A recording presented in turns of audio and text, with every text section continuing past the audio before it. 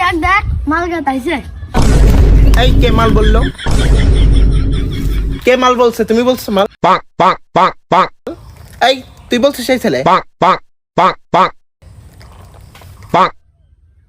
তুমি বলছো?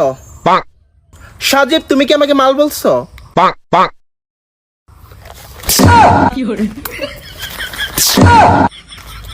সুন্দরী মেয়ে দেখলে কি হয়?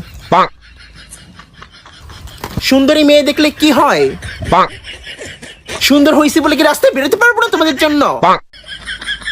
তোমাদের ঘরে কি মা বোন নাই নাকি? মা বোন আছে কিন্তু বউ নাই। ডিস্টেন্স লাগে, বসতে লাগে নিজেকে।